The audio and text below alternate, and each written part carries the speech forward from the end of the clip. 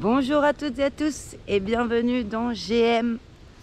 Alors aujourd'hui c'est un GM un petit peu particulier. Je vais vous parler tout de suite de communauté, de la communauté dans le Web3, de son importance et voilà de la commu aussi, la nôtre, en fait la mienne, mais du coup aussi la vôtre, parce que pas mal de choses sont en train de se passer et voilà, je pense que c'est important de faire un petit point avant qu'il y ait des changements. Donc aujourd'hui, je suis aux étangs de Corot, donc c'est dans la forêt de Fos-Repose. C'est toujours à Ville d'Avray, donc vous êtes ici chez moi et ça a été peint par Corot en fait. Et Corot c'est un artiste peintre classique, mais bon c'est un peu la fin, c'est juste avant les impressionnistes. Donc voilà, je vous remonte parce que c'est quand même trop beau. Il y a 2 étangs comme ça.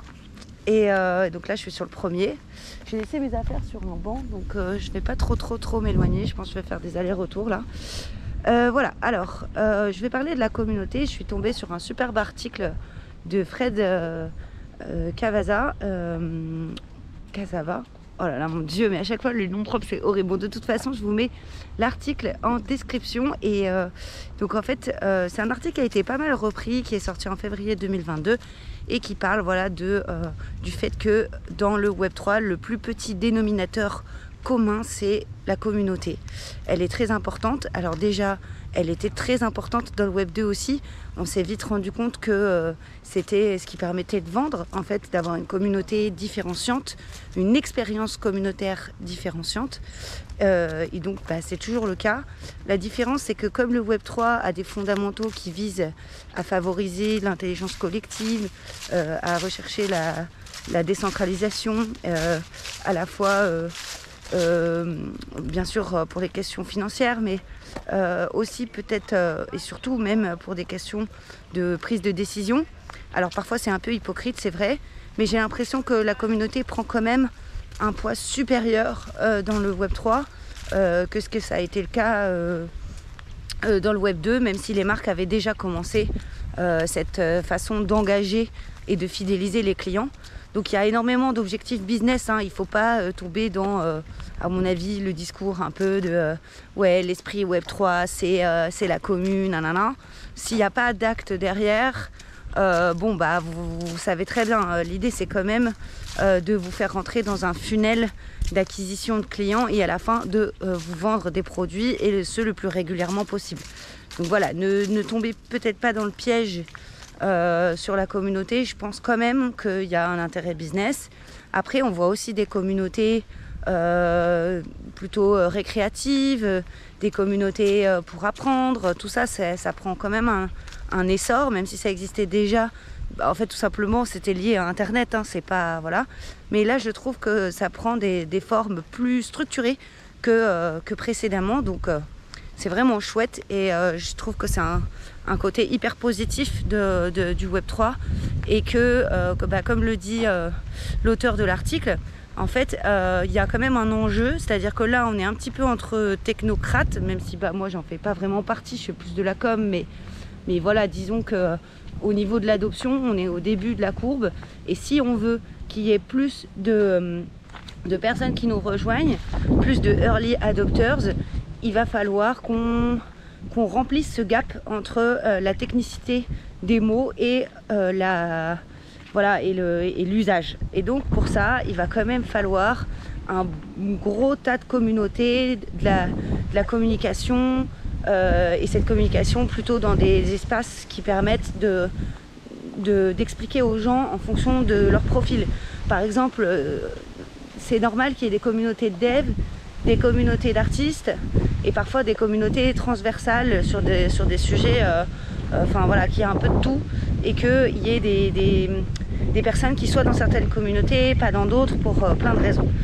Donc je voulais juste faire ce petit point et j'en profite pour faire tout de suite la transition avec ce qui se passe moi au niveau de ma communauté et de ce que je vais faire pour la suite et des changements qui vont arriver. Donc déjà je vais faire un petit bilan. Moi j'ai commencé à créer des contenus, c'était vraiment pour le kiff. parce que je l'ai fait une fois et j'ai adoré et j'ai eu envie de continuer. Donc c'était avec les émissions à l'époque Thunder. Donc ma première émission c'était les femmes dans le Web3 et j'avais invité un panel exclusivement féminin. Au moment où on se parle, il y a un article qui vient de sortir de BFM Business et je serai cet après-midi sur le plateau de BFM Business pour en parler, comme quoi c'est pourtant pas un sujet que j'aime mettre le plus en avant, mais il se trouve que c'est là-dessus qu'à chaque fois il y a quelque chose qui se passe et que la communauté, ce que je fais, et ensuite maintenant la communauté passe une étape, donc voilà, hyper contente. J'espère que l'article vous plaît. On est 6 je crois à avoir témoigné et moi je vais aller donner mon avis sur la télévision. Après c'est que le mien, je représente pas toutes les femmes dans le Web3, loin de là. En plus carrément pas, j'ai carrément une ligne je pense assez particulière, donc super contente. Mais voilà, ce qui s'est passé, c'est que, et pourquoi je veux vous parler, pourquoi il va y avoir du changement sur GM, c'est que je vous ai fait un thread la semaine dernière, donc je vais aussi le mettre en description, sur le growth hacking et toutes les interrogations que cette discipline que je connaissais pas et que j'ai découverte en créant des contenus sur les réseaux sociaux m'a appris. Donc je suis débutante sur ce sujet-là, mais voilà, j'ai quand même compris quelques petites choses que je vous partage. En fait, j'aurais aimé qu'on soit une communauté.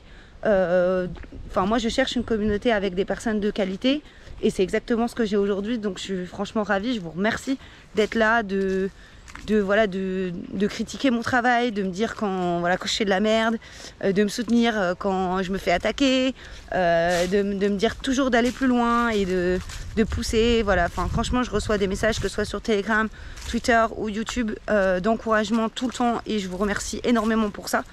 Le fait est que en fait, si je ne grossis pas, les réseaux sociaux n'acceptent pas de relayer mon contenu, de le distribuer même à vous. C'est-à-dire qu'en fait, il y a comme une obligation de grossir si je veux continuer d'exister et de pouvoir produire des contenus. En plus, grossir, ça va me permettre aussi de négocier, d'avoir plus de pouvoir et de pouvoir toujours améliorer la qualité, de monétiser, donc de pouvoir vous faire des meilleurs formats, de donner de la force aussi à ceux que j'aime bien et que je veux, que je voudrais intégrer un peu dans mes contenus.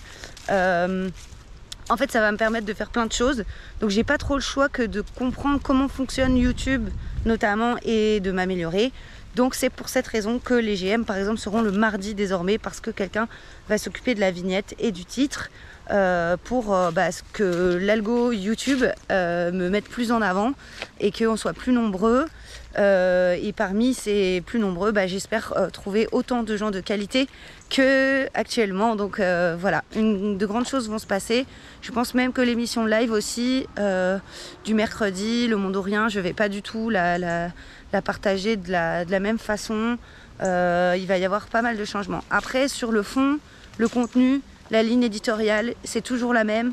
Moi, je veux attirer des personnes qui sont ambitieuses, qui n'ont pas peur d'être audacieuses, qui sont prêtes à tout pour comprendre, pour réussir, même si parfois chacun prend son temps, on laisse tout le monde prendre ses dispositions. Les libertés individuelles sont respectées chez moi. L'idée c'est pas de faire du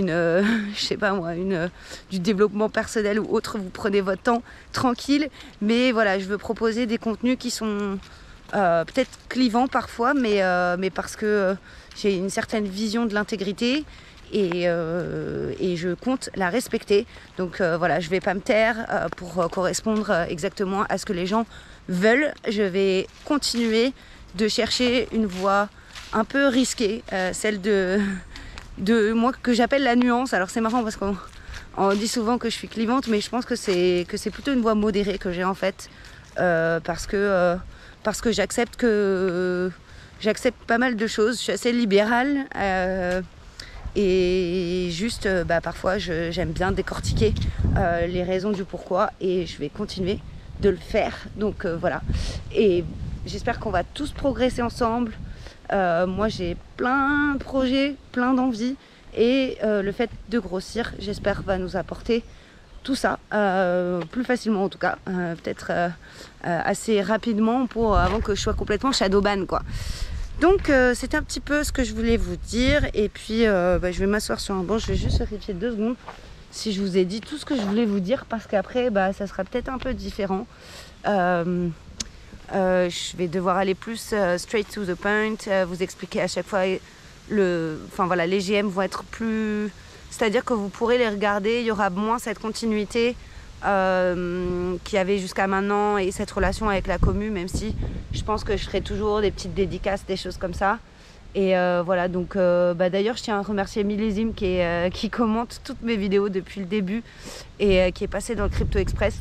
Tu gères. Et puis toutes les personnes, le Zap Crypto qui me cite souvent, qui reprend mes extraits. Je vous aime tous, vous êtes tous trop cool. Et puis on va faire plein de trucs ensemble. Voilà. Très bonne semaine à vous tous. Et puis à très vite sur YouTube, Twitter, Telegram, LinkedIn aussi. Je l'avais oublié celui-là. Ciao!